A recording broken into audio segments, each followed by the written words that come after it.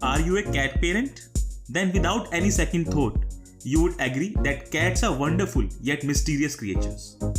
You must have realized by now that cats play by their own rules and it's very difficult to predict their behavior. But sometimes this unpredictability results in unwanted behaviors like urine marking or scratching, which becomes a cause of worry for you. Wouldn't it be great if you could understand and rectify these behavior issues? If this is the case, you are at the right place. We have created this course specifically for cat parents like you who want to enrich their relationship with their furry companions. To make this course even more informative for you, we have also included common medical issues faced by cats, along with their possible causes, symptoms, and preventive measures. This course majorly has two sections.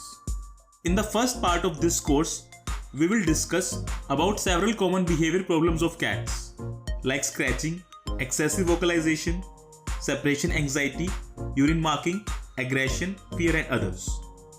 In this section, we will look at the possible reasons and the potential solutions for these behaviors exhibited by cats. In the second part of this course, we will discuss about various health problems faced by our feline companions that will include and will not be limited to vision and hearing issues, joint pain, losing control over her bladder, gaining excessive weight, suffering from seizures, diabetes, memory loss, dental issues, etc.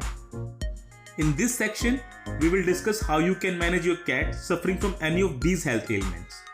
Further, we would even look at the possible symptoms, underlying causes, and preventive measures for dealing with these issues in a better way.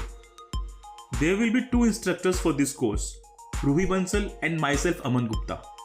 The first part of the course, which includes behavior issues, will be taken by me, and the second part of the course, which includes health issues, will be taken by my co-instructor.